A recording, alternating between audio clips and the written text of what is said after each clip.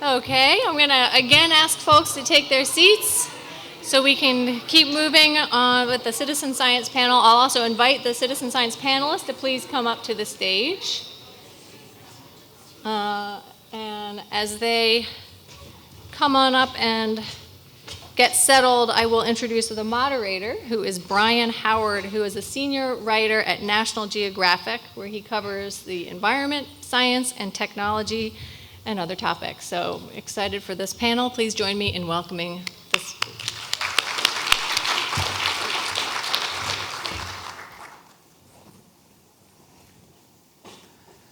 So welcome, and thank you all for your attention and your attendance.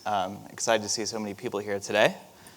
So thank you for joining us for this conversation about citizen science as a tool to address plastic pollution. We'll be talking about some exciting projects that crowdsource environmental data and empower citizen scientists to action.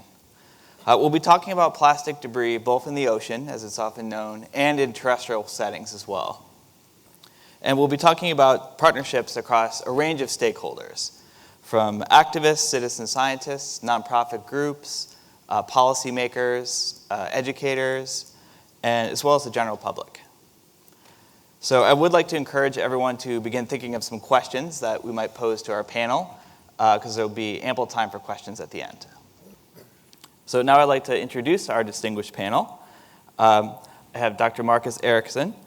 He is co-founder and director of research at the Gyres Institute. Gyres has sailed around the world to understand the plastic pollution problem, then turns published science into positive change. So welcome. I'd like to introduce Christi Hughes. She's conservation and research specialist with the South Carolina Aquarium here in Charleston. Christi has recently been working to implement the South Carolina Aquarium's new citizen science program, including an exciting project focused on environmental plastic debris. So welcome. And now I'd like to introduce Dr. Jane Disney. She is a senior staff scientist, the Director of Education, and Director of the Community Environmental Health Laboratory at MDI Biological Laboratory in Maine.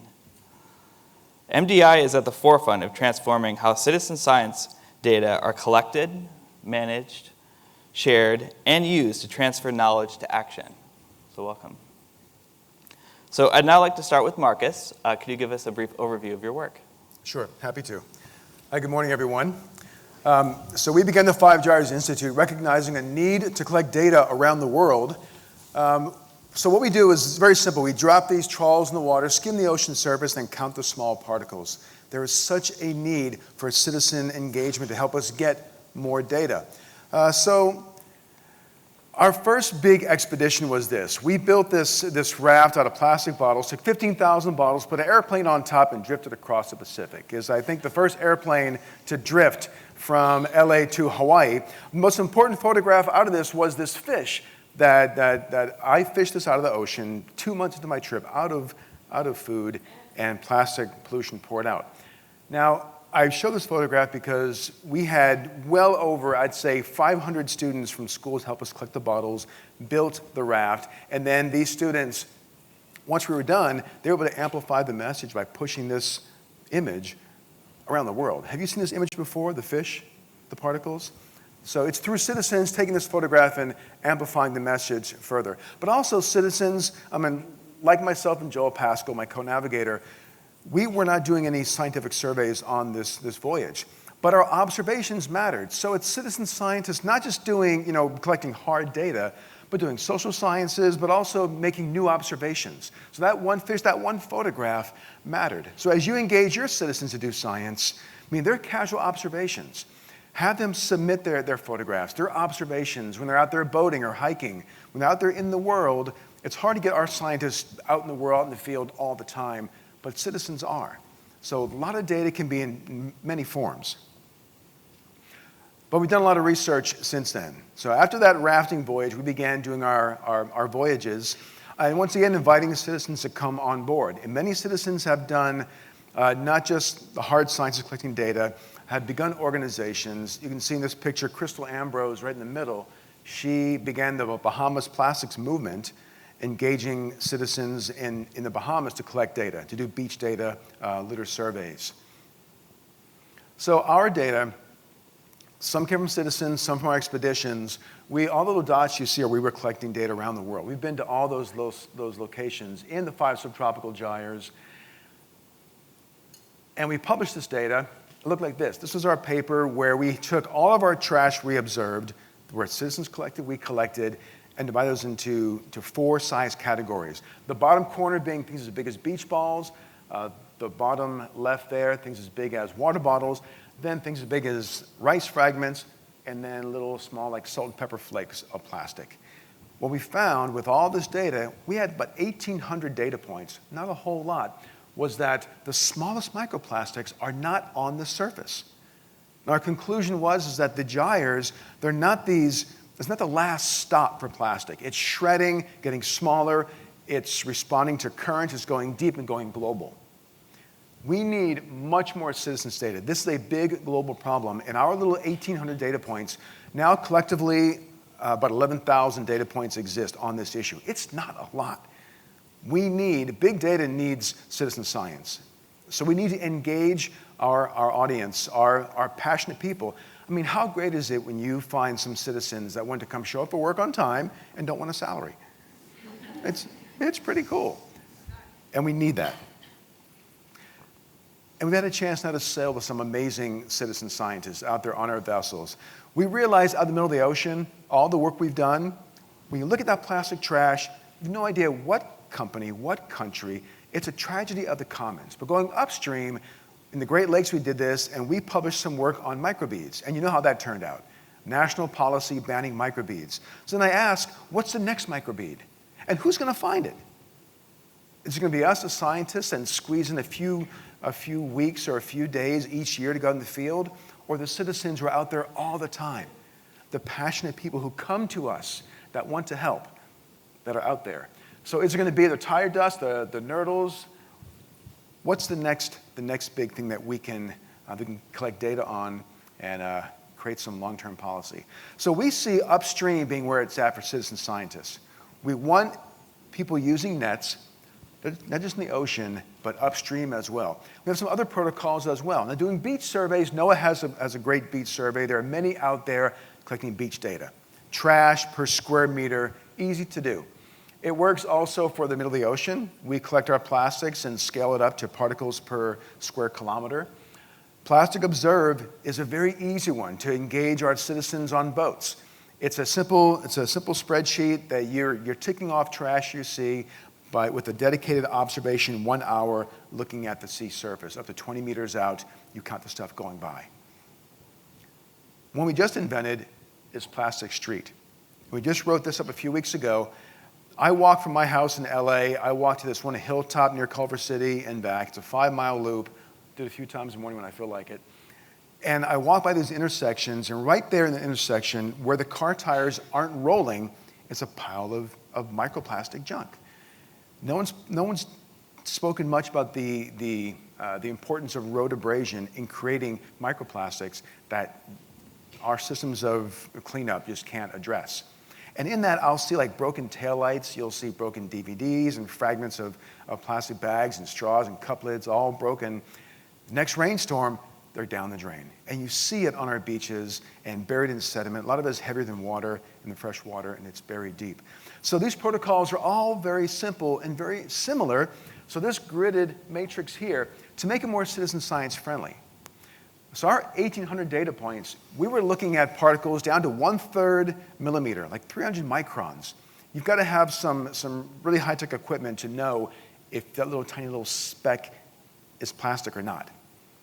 If we stop at 1 millimeter, then we all agree that visually you can tell plastic from natural debris.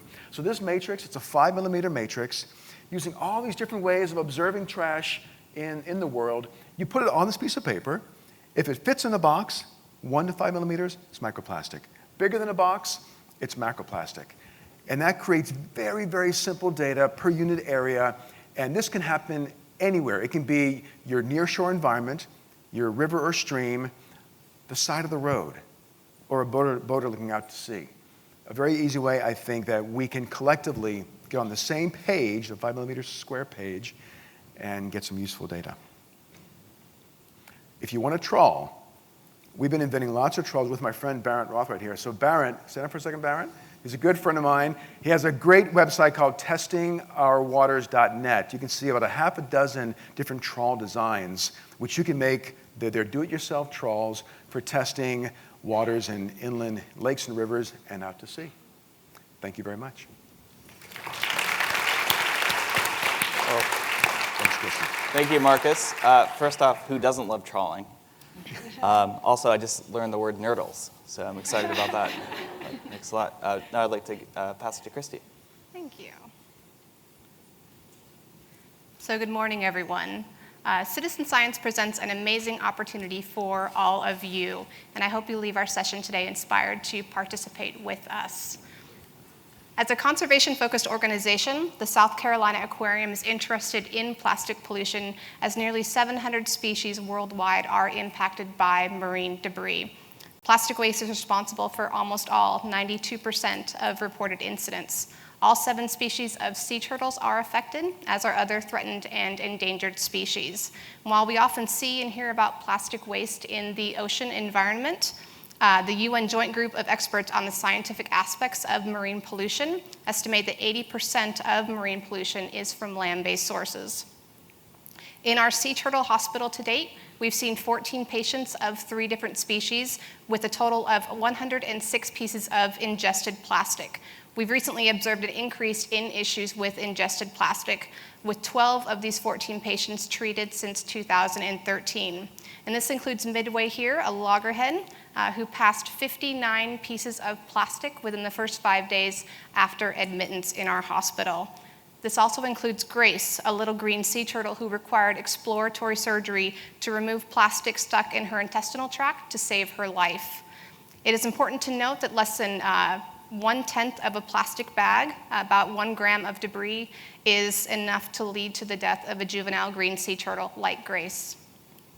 So we were treating symptoms associated with a much larger global phenomenon in our sea turtle hospital.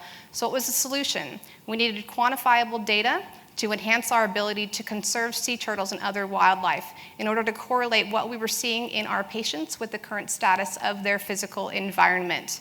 The evolution of our aquarium as a conservation organization began with our partnership with Mount Desert Island Biological Lab, Dr. Jane Disney and her team, and the adoption of Anecdata, a wonderful online citizen science platform they've developed to facilitate crowdsourcing of meaningful, actionable environmental data.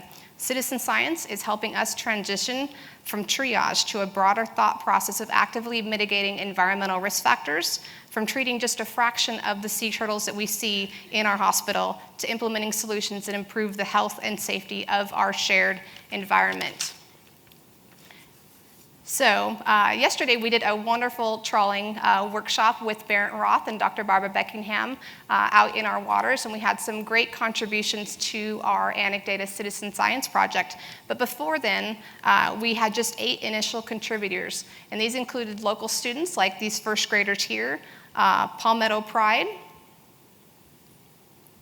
Charleston Waterkeeper, and Keep Charleston Beautiful, and Surf Rider. And with just these 8 initial contributors, we've completed almost 100 sweeps at 57 different locations throughout South Carolina, removing more than 55,400 pieces of litter from our shared environment here in the state.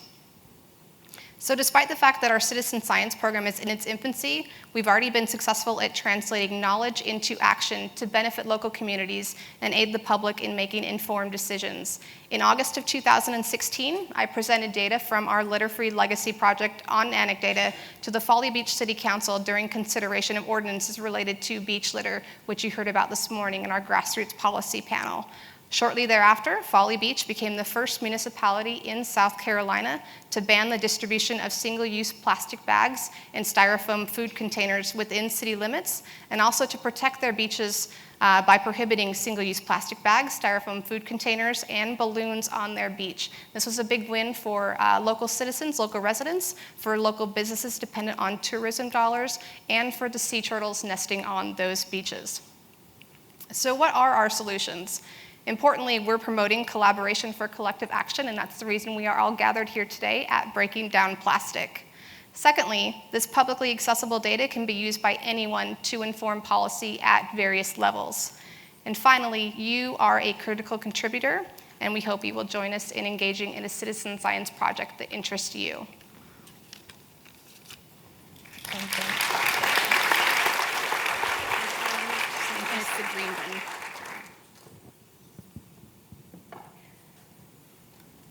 Hello, it's really exciting to be here today from the great state of Maine. I just hope I can get home because we have a snowstorm coming tomorrow and it's supposed to last until Friday night. Who knew?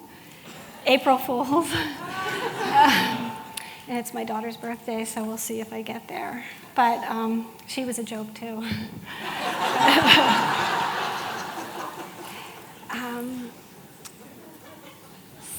So I'm waiting for my presentation. I just have to hit the button. Just the green button, yeah.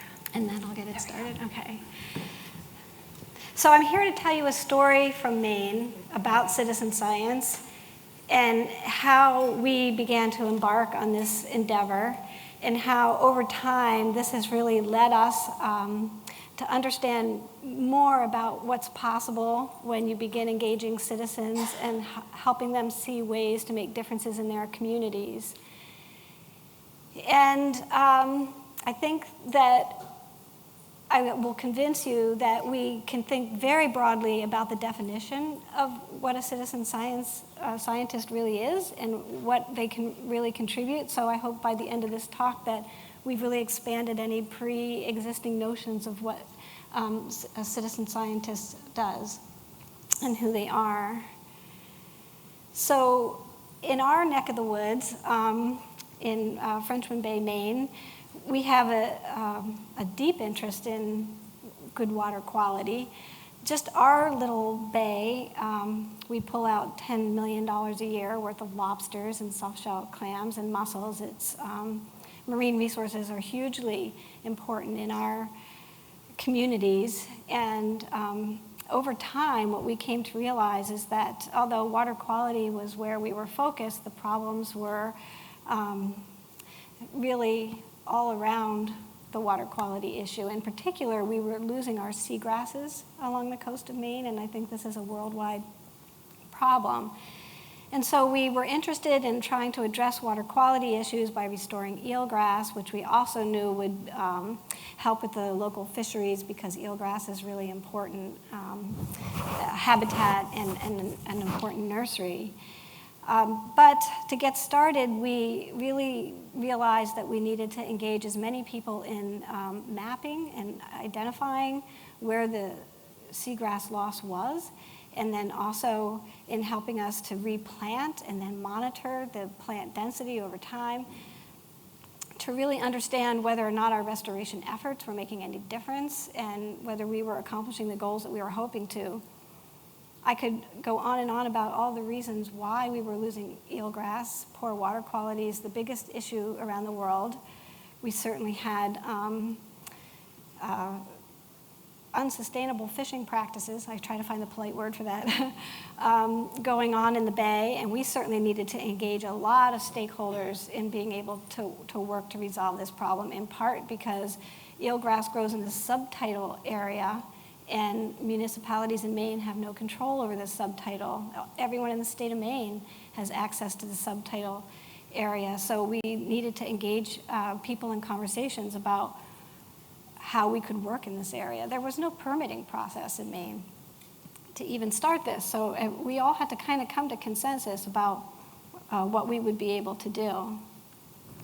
And one of the things that came out of engaging people and talking about how we were going to accomplish these water quality goals by restoring eelgrass was my understanding that there are many ways to engage people, and all of those ways of engaging them really are equally important.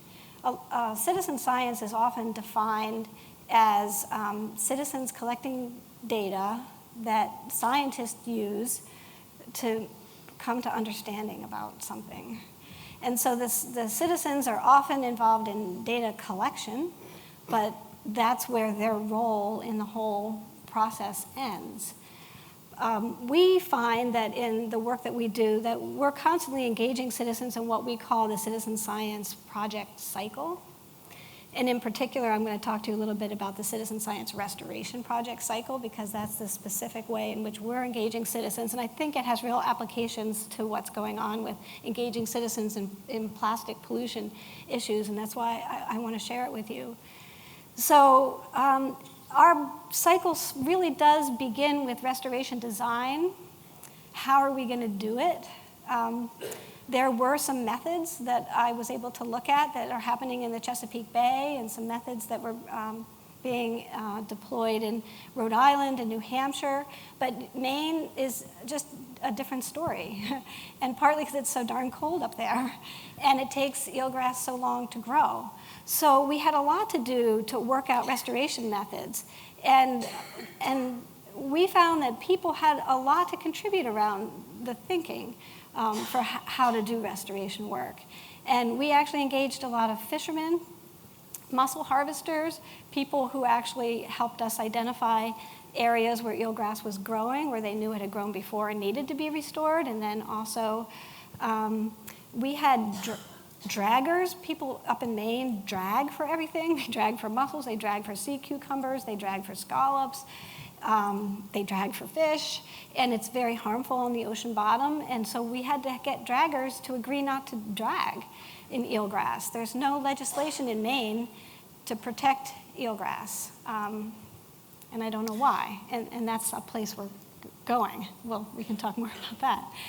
But so the restoration design, and then there's the project installation. It's a big, difficult process to harvest plants, to replant, and it all has to happen at a low tide. And in the summer, I might get 3 really good low tides. We have 12-foot tides up there, so to get out to the subtidal area and harvest plants is a piece of work, and we definitely get people out in wetsuits and harvesting plants with us. And then we only have about 24 hours with those plants until we have to get them on some kind of structure and deployed. You can see us here tying eelgrass plants onto wooden grids that are weighted with sandbags.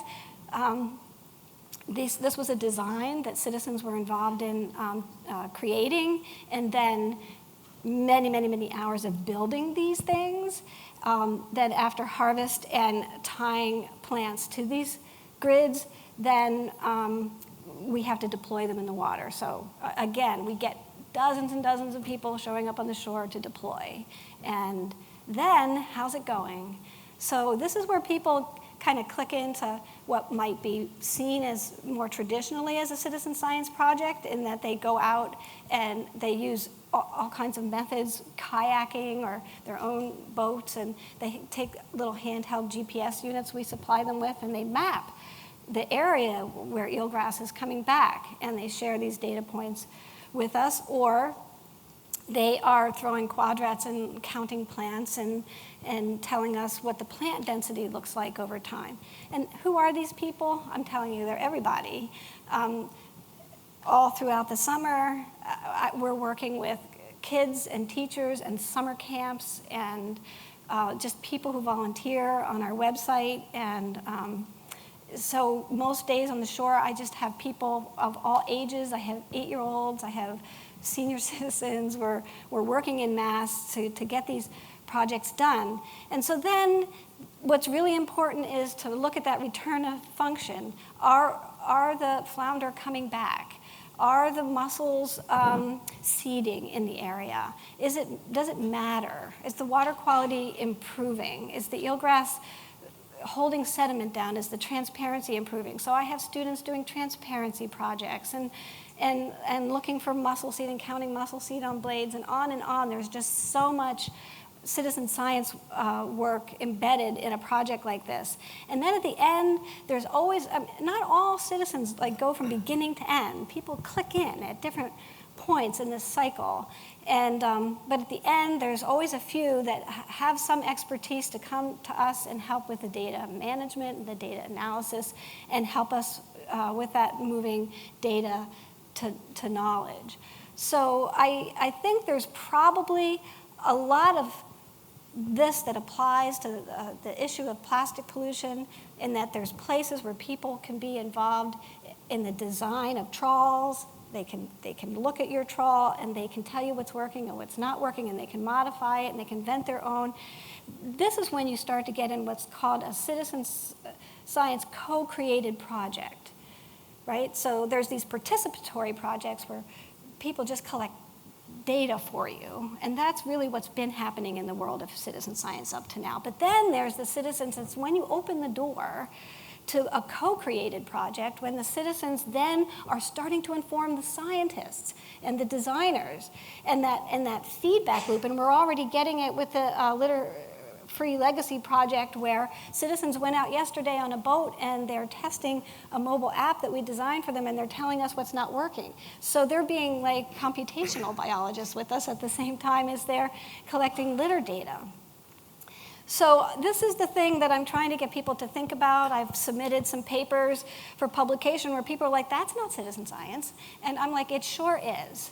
Because the goal is conservation. Whether they're collecting data or they're building grids or they're harvesting plants or what, and everyone's feeding into that conservation goal. So if you have fed into that conservation goal, then you've been a part of the citizen science process. I do find that people who start early in restoration design, they tend to come through the loop. You know, they come back and they revisit it at different levels and they become experts. And so we are generating a whole bunch of people that are gaining a lot of expertise.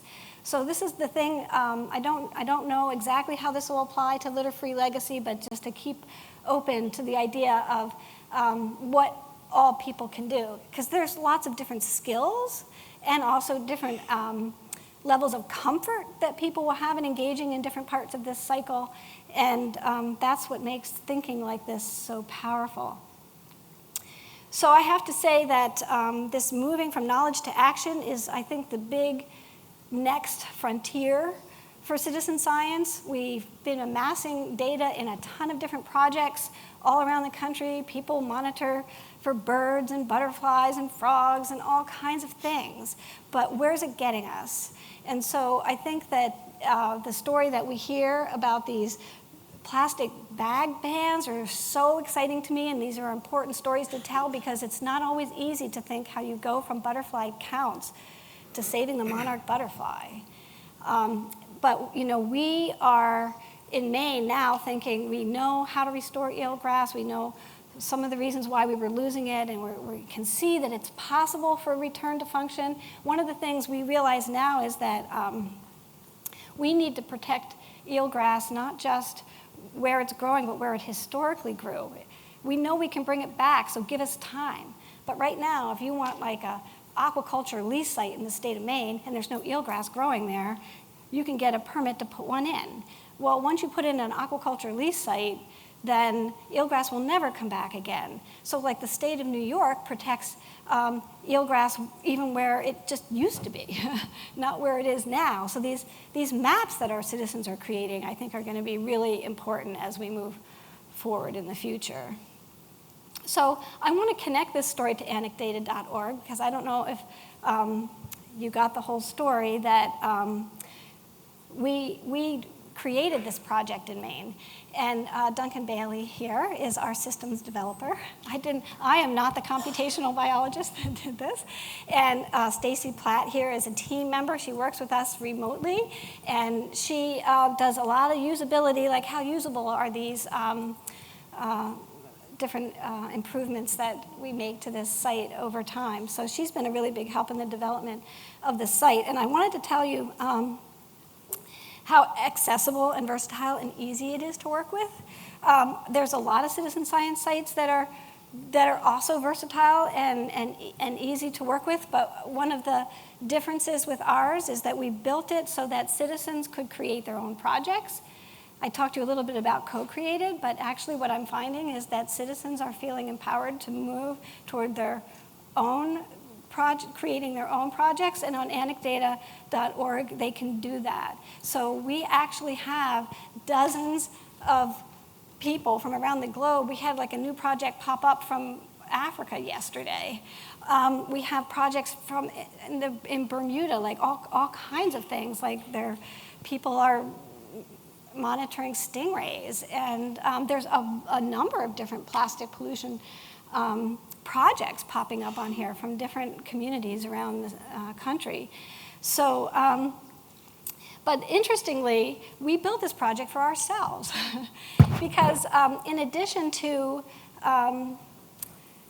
transferring data to knowledge, I think that one of the real barriers for success in citizen-engaged initiatives is managing data.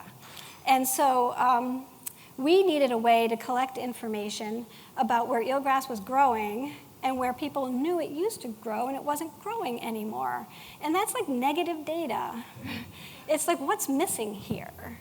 And it was very hard to find anything online where we could tag what was missing here. So we created anecdata.org for ourselves just so we could track eelgrass. But then we began to think about everyone else. And so that's why we've opened it up and invited anyone in the world to create a project there, and it's growing. So I do think that marine conservation is possible through citizen science, and I mean conservation on all kinds of levels. And I actually am really excited to be here and hope that our experience might help to inform the efforts going on here in Charleston. And I really see the future of citizen science in democratizing science so that people everywhere understand that they too can engage, they too can use data. And then I think that also back in the day when I used to do a lot of this kind of work in schools, people would say that wasn't citizen science either because the kids had to do it or something. But it's not true. When kids rise up and do more than they would ever usually do in a school day to make a difference, they're also part of this citizen science work. And so integrating it into schools is something that people are opening their minds to. And that's why I think we had how many hundreds of kids here today. That's exciting. They're the future. I saw little future citizen scientists running all over the place. And then addressing real community issues and concerns like the eelgrass situation.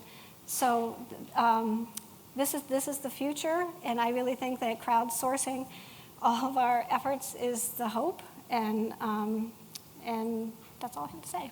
So thank you.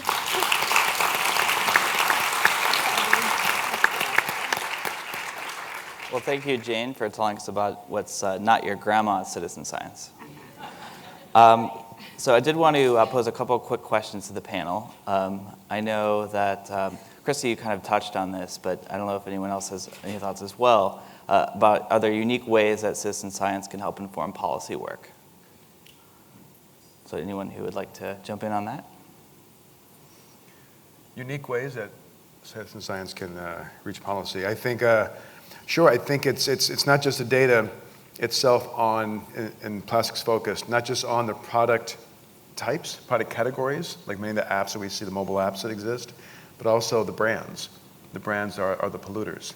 I mean, if we're talking policy, then I think what's effective sometimes is to call it the polluting brands, who the big polluters are. That's worked in the past and other issues. And that's where, I mean, that leads to another aspect of citizen science. It's important to tell your citizens collecting data what you're going to do with their data. Is the goal to publish a paper? Is the goal to do specific conservation work in the field? Or is it to go after policy? If you don't tell them and you say, well, we're actually going after some of the brands, and they happen to work for that brand, you didn't tell them, it can make a little small problem. But I think if you're very honest and clear, your citizens will stick around and collect data. Great. Kind of a follow-up question to that. What do citizen scientists get out of it? What's kind of in it for them? How do they benefit from the process? Well, I think it's really important that you're addressing things that people are really engaged in. So we were interested in water quality, but the shorefront property owners were upset about the eelgrass. So we kind of went with where people's real concerns were. And it all fed back into water quality anyhow. So it's about staying in tune with, on a local level anyhow, with those things that are really meaningful to people. There's a reason why they're meaningful to people. I mean, the local people knew they could go out and get flounder for dinner. I mean, they remember the biodiversity that was out there when they were kids. And so all of this is feeding into their thinking about this is what they value. So working with them on what they value is going to make people stay engaged and get you to whatever ultimate goal you want to achieve.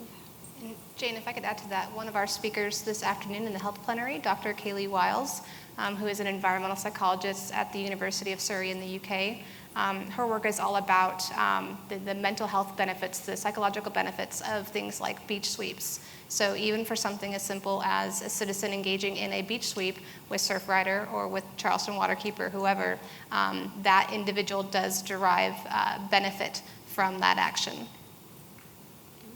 Cool. I'm wondering too, and I know, Jane, you mentioned that the people who participate in your programs are kind of everybody, everyone. I wonder if you could just each briefly say, how do you recruit folks? And how do you kind of engage the core audience that might already be thinking about these issues? And then how do you know when to and how to expand to get other folks that might not think about it? Well, sometimes we use really general techniques, like literally putting out a press release about an upcoming project. But I was a public school teacher for 9 years, and I had everybody's kid in sophomore biology. They all have to take it. So maybe connecting with your sophomore biology teachers is one way to get I had like everyone's kid on the island, like 900 kids went through my program. So like all those families, for example, and then the ripple effect there.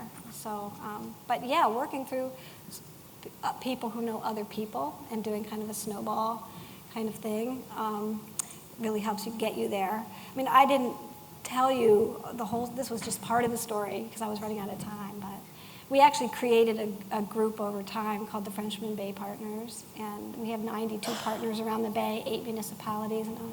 And so I think that creating a network, a true coalition, I think someone was talking about a coalition earlier today, but I think that that's key too, to getting just people we have people just on the ready now. It took 20 years.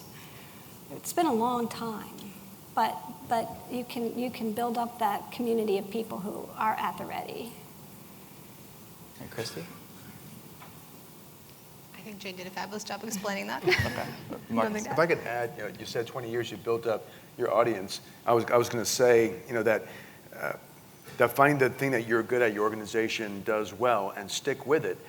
Over time, the audience, people will come to you and say, hey, I know that you've been doing this for years. My dad, my cousin, we did the same thing. My students bring their children. I'm on second generation. So for us, it's been, trawling the high seas.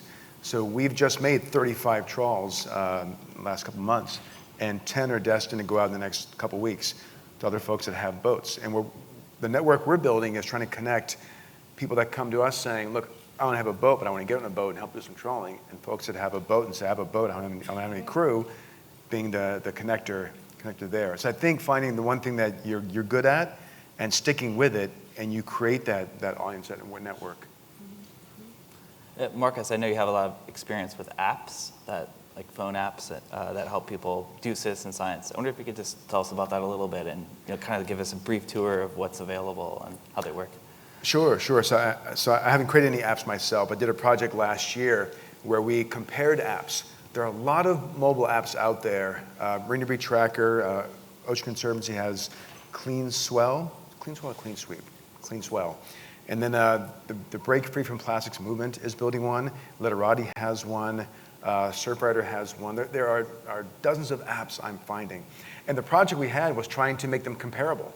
Like, can we find across all these apps, get all their data, and see what they have in common? And it was so difficult. If the data could be comparable. I know that Marine Debris Tracker that works closely with NOAA and Ocean Conservancy, they seem to have similar data, but trying to bring in others was a challenge. We did it. We found 15 debris categories and published a little inside report on that. But what I found was also interesting is that these apps, they sort of betray this bigger sort of issue of the narrative and what is the story we're trying to tell with our citizen science. And that I found fascinating. You take all the apps out there, and there's the group that's collecting just these very broad product categories, bottles and bags and caps and lids and thin films. Then there's a growing audience or a growing group of folks building apps that are calling out brands with different motives, but to point out who are the biggest polluters. And it's this great divide, I think, that has been in existence for the last 50 years. If you think back in the 1970s, like the Crying Indian campaigns, Keep America Beautiful, and Don't Be a Litter Bug, Give a Hoot, Don't Pollute, those were all very much in the don't identify brands, but focus on consumers as being litterers, and cities not cleaning up their mess through waste management, but hands-off brands and regulation. And you're seeing that shift sort of happen. So there are a couple apps, Literati and the Break Free from Plastics movement, which now has about 850 organizations have signed on. They're going to create an app. And those are not about brand shaming, but brand identification. And then letting the brands, if they see the data, they can then either make their product benign, the packaging benign, or reduce their dependence on plastics, or create the systems for really true recycling and recovery. So I see this divide. And I think if you're going to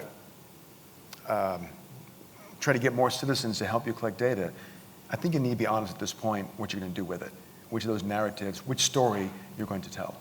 Yeah, I'll just add very briefly, I know studies have shown the biggest reason why people drop out of citizen science projects after signing up is that A, they don't know what their data is going to be used for, or B, they never hear anything back at all, or they might feel like it takes years to hear back, or they want more instant feedback. So that's one of the things that we have been trying to address with the Anecdata site. So one of the things that we did was, first of all, if you go on any project on Anecdata, you can download the data and you can play with it. But if you're not good at data analysis, we've built in some instant graphing capability so people can see a bar chart instantaneously. They can call it up at a planning board meeting on their phone, and they can just show some planning board members, or they can show a city council member, like look at this distribution of data. So if they don't have the data analysis skill, we're doing what we're calling closing the data loop, because I think citizens need a little help with that. If they're going to be the users of the data, which we're hoping to see more of than just it going into a scientific paper, but seeing it used at the community level. And then the other thing we did was collaborate with the Bigelow Laboratory up in Maine, and we have a partner, Nick Record, who's created a nowcasting feature so that when citizens enter a data point, they can actually see how it adds together with other data points and shifts a heat map around. So they can see, wow, I'm finding a lot of data here, and so are other people, and you can visualize that. And then over time, they can see, look, here's the hot spots. This is where we really need to be focusing our efforts. So these nowcasting and forecasting features in some websites and apps, I think, are going to be really important for helping people see, is this making a difference that I picked up this piece of trash? Like, what more have I learned from this? Because that black hole, that citizen science data black hole, where you put in your butterfly data, I'm just picking on butterflies, I don't even know whose project that is, but where you put the data in and somebody's using it, but you don't know who, and you don't know how, and you don't know why, and so it's hard to keep those citizens engaged, you're right. Again, not your grandma citizen science. Sorry. Yeah, that's grandma. So I'd like to take a few quick questions. We have just a few minutes left from the audience. Yeah. Yes, go ahead. Yeah, I love this idea about citizen science. Jane, when you're collecting this data from citizens, how do you separate the redundancies? What if 2 people or 3 people see the same object? Mm-hmm. How do you decipher that rather than counting the same thing 3 times? Well, I have to say that we've set up the platform for people, but it's up to whoever set up the project to try to address those things in their project design. And so in our own work, there isn't anything that we don't have experts involved in. So there's always a scientist or like a very skilled citizen scientist out with other citizen scientists. So there's that. But in the projects that get built into Anecdata, the project managers are going to have to think about those considerations. I think with the eelgrass, the GPS coordinates, right, would Yeah. to make sure. They pop right on top of each other, for sure. So there's ways I have, to do that. When I have people mapping, I have maps running over maps, but that just confirms for me that these edges are right, too. Another question? Oh, yes. I was just wondering if Marcus could speak more to the apps that expose the polluters and how effective it has been with the polluters. It's just starting. So there are two apps I know of. One is Literati.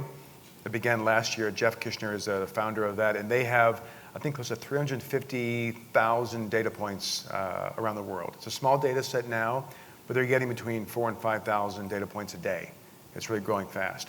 The other in development is the Break Free from Plastics app, and that came out of a lot of work and activism happening in Southeast Asia, looking at them being a significant generator of trash leaving land to sea. And the idea there is to not just call out the product types, because there it's styrofoam and thin films, just pollute beaches across Southeast Asia, is what are the brands? What are the brands on the little sachet packets of multi-layer films and the styrofoam, if you can find the brands.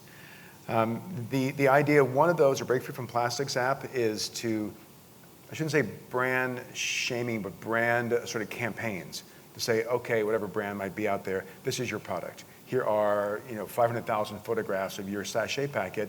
Here's the alternative that might cost a little more. The negative externalities aren't there. That's the intention there. With Literati, talking with Jeff, the idea is to collect brand data and then go to that brand before you go public. Don't even form a campaign. Just go to the brand and say, hey, here's the data. What can you do? What can you do about this? So two perspectives, but both I think are very useful in letting the brands know it's your stuff out there. Not these broad categories that you say, hey, look, a bunch of bottles. It's, hey, there's a bunch of bottles, and that's yours. I think it'd be more effective. That's excellent. Thank you very much. We do one more, then the hook. All right, last question. Are there other countries who are doing citizen science like this, like China or Russia or other countries? Well, some of the projects I know are global. We have some projects that are coming in from other countries, so it's actually interesting to have launched a site like this that embraces all kinds of citizen science projects, because we're kind of seeing who's out there with great projects going on and needing that technology support. And so we're, like I said, we have a couple in Bermuda, like the second one in Bermuda found out from the first one in Bermuda, so like they start to talk to each other too. And so we have the Africa one. Do we have other countries, Duncan, besides Africa and Bermuda? Oh, did I say Bermuda? That was Bahamas, sorry. Sorry. But specifically China, do they? Yeah, I haven't seen anything come out of there. I'm not sure. Another big popular platform, there's some differences with Anecdata, but it's called SciStarter. They have a lot of projects around the world, so you might check that one out too. Mm-hmm. I think that's all the time we have, but thank you for your attention, and thank you to our panel.